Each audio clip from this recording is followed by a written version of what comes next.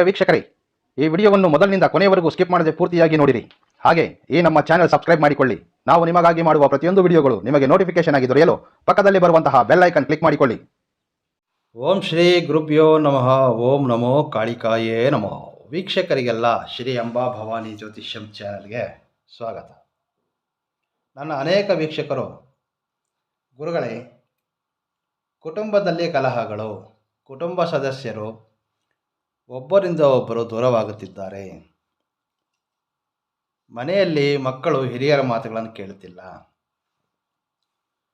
ಸಣ್ಣ ಪುಟ್ಟ ವಿಚಾರಗಳಿಗೂ ಸಹ ದಂಪತಿಗಳಲ್ಲಿ ಕಿರಿಕಿರಿ, ದಾಂಪತ್ಯ ಜೀವನ ಅಷ್ಟೇನು ಚೆನ್ನಾಗಿಲ್ಲ,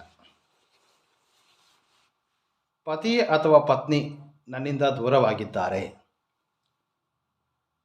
ನಮ್ಮಿಂದ ದೂರವಾಗಿರ್ತಕ್ಕಂತಹ ವ್ಯಕ್ತಿಗಳನ್ನು ಮರಳಿ ನಮ್ಮ ಜೀವನದಲ್ಲಿ ಬರಮಾಡಿಕೊಳ್ಳಲು ಯಾವುದಾದರೂ ತಂತ್ರವಿಧಾನವನ್ನು ತಿಳಿಸಿಕೊಡಿ ಎಂದು ಅನೇಕ ವೀಕ್ಷಕರು ಕಾಮೆಂಟ್ಗಳಲ್ಲಿ ವಿಚಾರಣೆ ಮಾಡಿರ್ತಾರೆ. ಇಂದಿನ ಈ ಸಂಚಿಕೆಯಲ್ಲಿ ಅದ್ಭುತವಾದಂತಹ, ಶೀಘ್ರದಲ್ಲಿ ಫಲ ನೀಡುವಂತಹ ಒಂದು ತಂತ್ರವಿಧಾನವನ್ನು ತಿಳಿದುಕೊಳ್ಳೋಣ. ಹೆಚ್ಚಾಗಿ ದಂಪತಿಗಳು ಒಬ್ಬರಿಂದ ಒಬ್ಬರು ದೂರವಾದಾಗ, ಹಾಗೆ ಅನೇಕ ದಿನಗಳಿಂದ ನಮ್ಮೊಂದಿಗಿದ್ದು ಈಗ ನಮ್ಮಿಂದ ನಾವು ಇಷ್ಟಪಟ್ಟಂತಹ ವ್ಯಕ್ತಿಗಳು ದೂರವಾದಾಗ ಈ ರೀತಿಯ ಒಂದು ತಂತ್ರವಿಧಾನವನ್ನು ಮಾಡುವುದರಿಂದ ನಮ್ಮಿಂದ ದೂರವಾದಂತಹ ವ್ಯಕ್ತಿಗಳು ನಮ್ಮ ಜೀವನದಲ್ಲಿ ಮರಳಿ ಪಡೆಯಲು ಬಹಳ ಅದ್ಭುತವಾದಂತಹ ಒಂದು ಉಪಾಯ ಇದು. ಸಾಕಷ್ಟು ಜನ, ಗುರುಗಳೇ, ಸರಳ ಪದ್ಧತಿಯಲ್ಲಿ ತಿಳಿಸಿ, ಮನೆಯಿಂದ ಹೊರಹೋಗಿ ಮಾಡಲು ಸಾಧ್ಯವಾಗುತ್ತಿಲ್ಲ, ಮನೆಯಲ್ಲೇ ಮಾಡುವಂತಹ ಯಾವುದಾದರೂ ತಂತ್ರವಿಧಾನವನ್ನು ತಿಳಿಸಿಕೊಡಿ ಎಂದು ಅನೇಕರು ವಿಚಾರಣೆ ಮಾಡಿರ್ತಾರೆ. ಅದ್ಭುತವಾದಂತಹ ತಂತ್ರ, ಯಾವುದೇ ಖರ್ಚಿಲ್ಲದೆ ತಾವು ಸ್ವತಃ ತಮ್ಮ ಕೈಯಲ್ಲೇ ಮಾಡಬಹುದಾದಂತಹ ಸರಳ ವಿಧಾನದಲ್ಲಿರ್ತದೆ. ಈ ಒಂದು ವಿಧಾನವನ್ನು ಮಾಡುವಂತಹ ಸಮಯ, ಹಾಗೆ ಈ ಒಂದು ಉಪಾಯವನ್ನು ಮಾಡುವಂತಹ ವಿಧಾನವನ್ನು ಸಂಪೂರ್ಣವಾಗಿ ತಿಳಿಯಲು ಸ್ಕಿಪ್ ಮಾಡದೆ ವಿಡಿಯೋವನ್ನು ಪೂರ್ತಿಯಾಗಿ ನೋಡಿರಿ. ಹಾಗೆ ಸ್ನೇಹಿತರೆ, ಈ ರೀತಿಯ ಸಮಸ್ಯೆ ನಿಮಗೆ ಇಲ್ಲದಿದ್ದರೆ ನಿಮಗೆ ತಿಳಿದಿರ್ತಕ್ಕಂಥವ್ರಿಗೆ ಈ ಒಂದು ಮಾಹಿತಿ ಅಥವಾ ಈ ವಿಡಿಯೋವನ್ನು ಶೇರ್ ಮಾಡಿಕೊಳ್ಳಿ. ಇದರಿಂದ 10 ಜನಗಳಿಗೆ ಉಪಯೋಗವಾಗಬಹುದು. ಆಕರ್ಷಣಾ ತಂತ್ರ ಅಂದರೆ ಒಬ್ಬ ವ್ಯಕ್ತಿಯನ್ನು ನಮ್ಮ ಕಡೆ ಆಕರ್ಷಿಸಿಕೊಳ್ಳಲು ಈ ಒಂದು ಉಪಾಯವನ್ನು ಪ್ರಯತ್ನ ಮಾಡಬಹುದು. ಈ ಉಪಾಯವನ್ನು ಸ್ತ್ರೀಯರು ಪ್ರಯತ್ನ ಮಾಡಬಹುದು, ಪುರುಷರು ಪ್ರಯತ್ನ ಮಾಡಬಹುದು. ಬಹಳ ಸರಳವಾಗಿದೆ. ಯಾವುದೇ ಗುರುವಾರದಂದು ಅಥವಾ ಭಾನುವಾರದಂದು ಸಂಜೆ 6:30 ನಂತರ ಮಧ್ಯರಾತ್ರಿ 12ರ ಒಳಗಾಗಿ, ಗುರುವಾರ ಅಥವಾ ಭಾನುವಾರದಂದು ಸೂರ್ಯಾಸ್ತವಾದ ನಂತರ 6:30 ಸಂಜೆ, ಹಾಗೆ ಮಧ್ಯರಾತ್ರಿ 12ರ ಮಧ್ಯಕಾಲದಲ್ಲಿ ಈ ಒಂದು ಉಪಾಯವನ್ನು ಪ್ರಯತ್ನ ಮಾಡಬೇಕಾಗಿರ್ತದೆ. ತಂತ್ರವಿಧಾನಗಳನ್ನು ಪ್ರಯತ್ನಿಸುವಾಗ ತಾವು ಈ ಒಂದು ಉಪಾಯವನ್ನು ಮಾಡುವುದನ್ನು ಯಾರೂ ನಿಮ್ಮನ್ನು ಗಮನಿಸದ ರೀತಿ ಎಚ್ಚರ ವಹಿಸಬೇಕು. ಹಾಗೆ ಈ ಒಂದು ಉಪಾಯವನ್ನು ಮಾಡಲು ನಮಗೆ ಬೇಕಾಗಿರತಕ್ಕಂತಹ ವಸ್ತುಗಳೆಂದರೆ ನಿಮ್ಮ ಅಡುಗೆ ಕೋಣೆಯಲ್ಲೇ ಸಿಗ್ತಕ್ಕಂತಹ ವಸ್ತುಗಳು: ಕರಿಮೆಣಸು, ಲವಂಗಗಳು, ಇದು ಪಚ್ಚ ಕರ್ಪೂರ, ಇದು ಕರ್ಪೂರ. ಈ ವಸ್ತುಗಳಿಂದ ನಾವು ಸರಳ ಪದ್ಧತಿಯಲ್ಲಿ ಒಬ್ಬ ವ್ಯಕ್ತಿಯನ್ನು ನಮ್ಮ ಕಡೆ ಆಕರ್ಷಿಸಿಕೊಳ್ಳುವಂತಹ ಒಂದು ವಶೀಕರಣ ತಂತ್ರವನ್ನು ತಿಳಿದುಕೊಳ್ಳೋಣ. ಈ ಉಪಾಯವನ್ನು ಮಾಡಲು ಈಗಾಗಲೇ ತಿಳಿಸಿದ್ದೇನೆ, ಸಂಜೆ 6:30 ನಂತರ, ಸೂರ್ಯಾಸ್ತವಾದ ನಂತರ, ಮಧ್ಯರಾತ್ರಿ 12 ಗಂಟೆಯ ಮಧ್ಯ ಕಾಲದಲ್ಲಿ ಈ ಒಂದು ಉಪಾಯವನ್ನು ಪ್ರಯತ್ನ ಮಾಡಬೇಕಾಗಿರ್ತದೆ. ಮೊದಲಿಗೆ ಸೂರ್ಯಾಭಿಮುಖವಾಗಿ, ಅಂದರೆ ಪೂರ್ವ ದಿಕ್ಕಿಗೆ ಮುಖ ಮಾಡಿ ಕುಳಿತುಕೊಳ್ಬೇಕು. ನಿಮ್ಮ ಅಡುಗೆ ಕೋಣೆಯಲ್ಲಿ ಸಿಗ್ತಕ್ಕಂತಹ ಕರಿಮೆಣಸು ಅಥವಾ ಕಾಳು ಮೆಣಸು ಏನು ಹೇಳ್ತಾರೆ, ಇವುಗಳನ್ನು ನಾವು 12 ಸಂಖ್ಯೆಯಲ್ಲಿ ತೆಗೆದುಕೊಳ್ಬೇಕು. 12. ಹಾಗೆ ನಾನು ಈಗಾಗಲೇ ಹೇಳಿದ್ದೇನೆ, ಲವಂಗಗಳು. ಲವಂಗ ಎಂದರೆ ಅನೇಕರು ಇದು ತೆಗೆದುಕೊಳ್ಳುವಾಗ ಏನು ಮಾಡಬೇಕಂದ್ರೆ ನೋಡಿ, ಲವಂಗಗಳಲ್ಲಿ ಈ ಮೇಲ್ಭಾಗದಲ್ಲಿ ಹೂ ಇರಬೇಕು. ಈ ರೀತಿ ಕಡ್ಡಿಯ ರೂಪದಲ್ಲಿರಬಾರ್ದು. ಈ ರೀತಿಯ ಲವಂಗಗಳನ್ನು ಸಹ ನಾವು 12 ಸಂಖ್ಯೆಯಲ್ಲಿ ತೆಗೆದುಕೊಳ್ಬೇಕು. 3,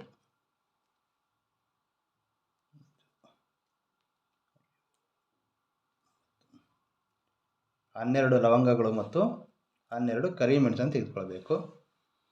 ಈ ಪಚ್ಚಕರ್ಪೂರ ಎಂಬುದು ನಿಮಗೆ ಪೂಜಾ ಸಾಮಗ್ರಿಗಳು ಮಾರಾಟ ಮಾಡ್ತಕ್ಕಂತಹ ಅಂಗಡಿಗಳು ಅಥವಾ ಗ್ರಂಥಿಗೆ ಅಂಗಡಿಯಲ್ಲಿ ಸುಲಭವಾಗಿ ದೊರೆಯುತ್ತದೆ.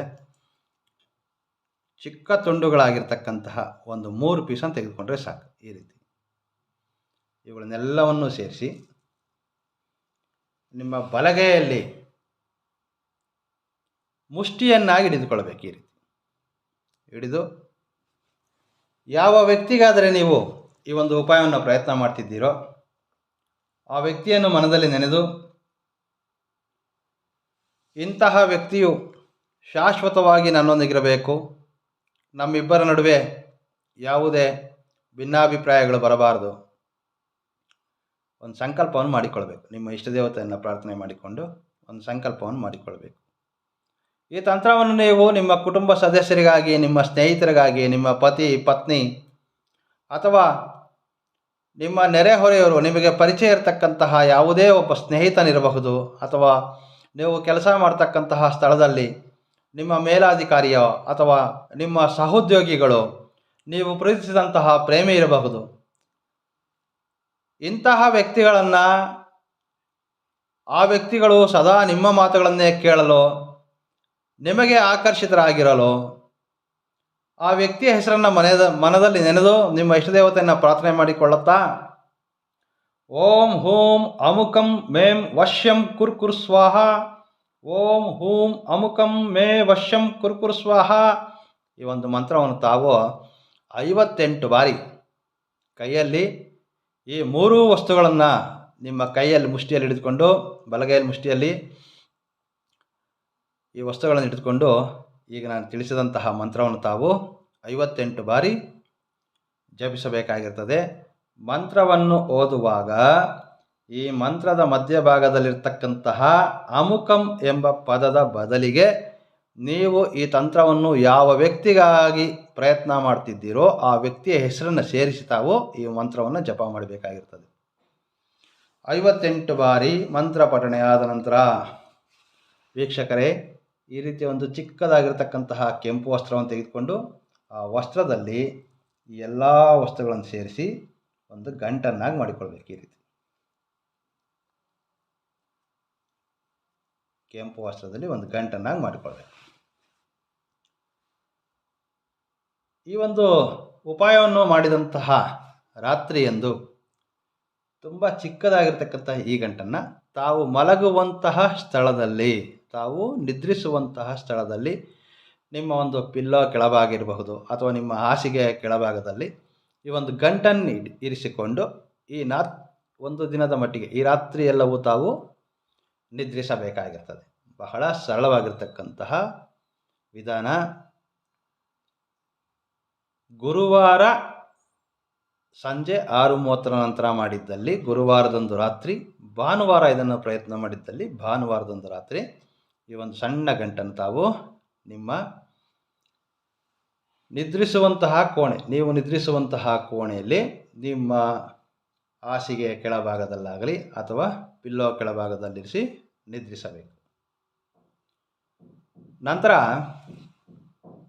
ಮುಂಜಾನೆ ನಿದ್ರೆಯಿಂದ ಎದ್ದ ಕೂಡಲೇ ಈ ಗಂಟನ ಹೊರಗಡೆ ತೆಗಿಬೇಕು. ಹೊರ ತೆಗೆದು ಇದರಲ್ಲಿರ್ತಕ್ಕಂತಹ ಈ ವಸ್ತುಗಳನ್ನು ಈ ರೀತಿ ಒಂದು ಸಣ್ಣ ಪ್ಲೇಟಲ್ಲಿ ಹಾಕ್ಕೊಳ್ಬೇಕು. ನಮಗೆ ಈ ವಸ್ತ್ರದಲ್ಲಿ ಯಾವುದೇ ಕೆಲಸವಿಲ್ಲ. ಈಗ ನಾವು ವಸ್ತ್ರವನ್ನು ಹೊರ ತೆಗೆದು ಇದರಲ್ಲಿರ್ತಕ್ಕಂತಹ ಈ ವಸ್ತುಗಳನ್ನೆಲ್ಲ ಈ ರೀತಿ ಒಂದು ಸಣ್ಣ ಪ್ಲೇಟಲ್ಲಿ ಹಾಕ್ಕೊಳ್ಬೇಕು. ಹಾಕಿ ಇವುಗಳನ್ನೆಲ್ಲವೂ ಸಹ ನೋಡಿ, ಈ ವಸ್ತ್ರ ಬೇಕಾಗಿಲ್ಲ ನಮಗೆ, ಈ ವಸ್ತ್ರದಿಂದ ಏನು ಉಪಯೋಗವಿಲ್ಲ. ಇದನ್ನು ಪಕ್ಕಕ್ಕಿರಿಸೋಣ. ಈಗ ಹಾಗೆ ನಾವು ಈ ಗಂಟಿಂದ ಹೊರ ತೆಗೆದಕ್ಕಂತಹ ಈ ಎಲ್ಲ ವಸ್ತುಗಳನ್ನು ನಾವು ಈಗ ಸುಡಬೇಕಾಗಿರ್ತದೆ. ಸುಡೋದಕ್ಕೆ ನಾವಿಲ್ಲಿ ಕರ್ಪೂರವನ್ನು ಬಳಸ್ತಾ ಇದ್ದೇವೆ. ಸಂಪೂರ್ಣವಾಗಿ ಇದರಲ್ಲಿರ್ತಕ್ಕಂತಹ ಎಲ್ಲ ವಸ್ತುಗಳನ್ನು ನಾವು ಸುಡಬೇಕಾಗಿರ್ತದೆ. ಪಚ್ಚ ಕರ್ಪೂರವೂ ಸುಡುತ್ತದೆ. ಬಹಳ ಅದ್ಭುತವಾಗಿರ್ತಕ್ಕಂತಹ ತಂತ್ರವಿಧಾನ, ಸುಲಭ ಪದ್ಧತಿಯಲ್ಲಿದೆ. ಯಾರು ಬೇಕಾದರೂ ಈ ಒಂದು ವಿಧಾನವನ್ನು ಪ್ರಯತ್ನ ಮಾಡಬಹುದು. ಸಾಕಷ್ಟು ಜನ ಮನಸ್ಸಿನಲ್ಲಿ ಯಾವುದೋ ಒಂದು ದುರಾಲೋಚನೆಗಳನ್ನಿಟ್ಟುಕೊಂಡು ಇಂತಹ ತಂತ್ರವಿಧಾನಗಳನ್ನು ಪ್ರಯತ್ನ ಮಾಡ್ತಿರ್ತಾರೆ. ನಾವು ಮಾಡ್ತಕ್ಕಂತಹ ವಿಧಾನ, ಈ ಒಂದು ಉಪಾಯ ಏನಿದೆ, ಇದು ಯಾವುದೇ ದುರುದ್ದೇಶಕ್ಕಾಗಿ ಬಳಸ್ಕೊಳ್ಬಾರ್ದು. ನಿಮ್ಮ ಉದ್ದೇಶ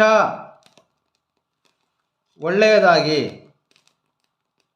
ನೀವು ಪ್ರೀತಿಸಿದಂತಹ ವ್ಯಕ್ತಿಗಳನ್ನು, ನಿಮ್ಮಿಂದ ದೂರ ಹೋಗಿರ್ತಕ್ಕಂತಹ ವ್ಯಕ್ತಿಗಳು, ಅದು ನಿಮ್ಮ ಪತಿ ಇರಬಹುದು, ಪತ್ನಿ ಇರಬಹುದು, ನಿಮ್ಮ ಪ್ರೇಮಿಗಳಲ್ಲಿ ಅನೇಕ ಜನ ಕರೆ ಮಾಡ್ತಾರೆ ಅಥವಾ ವಾಟ್ಸಪ್ ಮಾಡ್ತಾರೆ.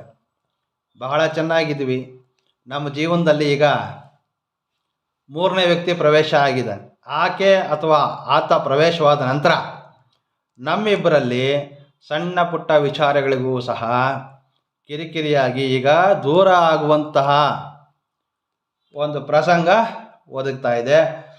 ನಾನು ಪ್ರೀತಿಸತಕ್ಕಂತಹ ಪ್ರೇಮಿಯೊಂದಿಗೆ ವಿವಾಹ ಆಗಬೇಕು, ಈ ರೀತಿ ಆಲೋಚನೆ ಇರ್ತಕ್ಕಂಥವ್ರು ಯಾರಾದರೂ ಸರಿ ಈ ಒಂದು ಉಪಾಯವನ್ನು ಪ್ರಯತ್ನ ಮಾಡಬಹುದು.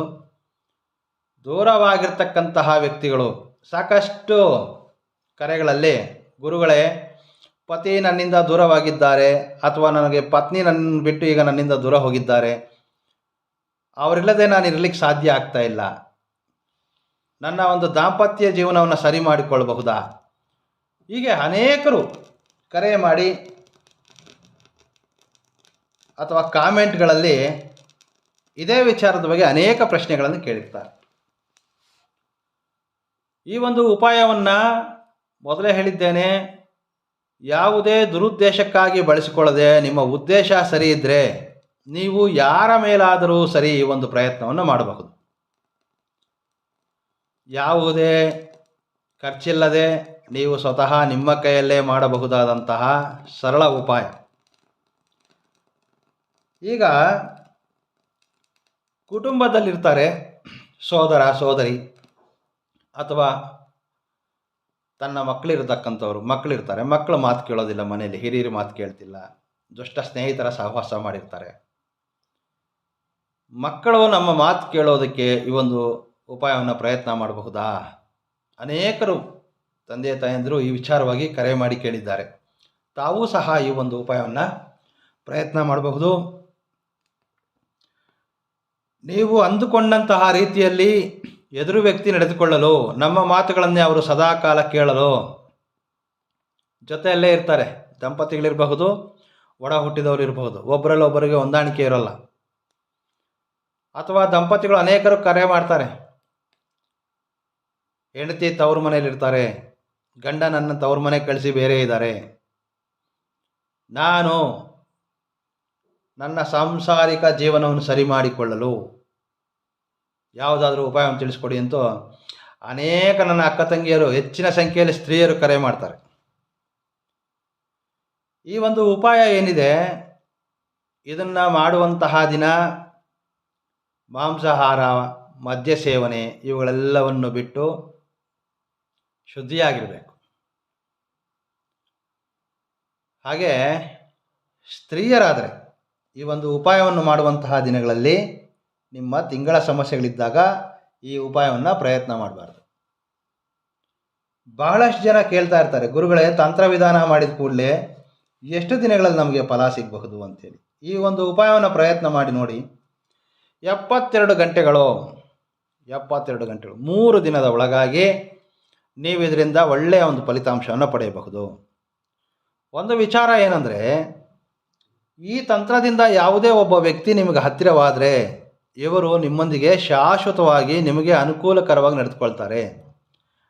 ಅನುಕೂಲಕರವಾಗಿ ನಡೆದುಕೊಳ್ಳೋದು ಅಂತಂದರೆ ನಿಮ್ಮ ಭಾವನೆಗಳಿಗೆ ಅವರು ಸ್ಪಂದಿಸುತ್ತಾರೆ, ನಿಮ್ಮ ಆಲೋಚನೆಗಳಿಗೆ ಸರಿಯಾಗಿ ಎದುರು ವ್ಯಕ್ತಿ ನಡೆದುಕೊಳ್ತಾರೆ. ಅದು ನಿಮ್ಮ ಸ್ನೇಹಿತರಿರಬಹುದು, ನಿಮ್ಮ ಸಹೋದ್ಯೋಗಿಯೂ ಇರಬಹುದು. ಸಾಕಷ್ಟು ಜನ ಗುರುಗಳೇ ಮಂತ್ರ ಉಚ್ಚಾರಣೆ ಮಾಡುವುದು ಕಷ್ಟವಾಗ್ತದೆ, ಮಂತ್ರವನ್ನು ಬರೆದು ತೋರಿಸಿ ಅಂತೂ ಅನೇಕರು ನನಗೆ ಕರೆ ಮಾಡ್ತಾರೆ. ಹಾಗಾಗಿ ನಾನೀಗ ಈ ಒಂದು ಮಂತ್ರವನ್ನು ಸಹ ನಿಮಗೆ ಬರೆದು ತೋರಿಸ್ತೇನೆ.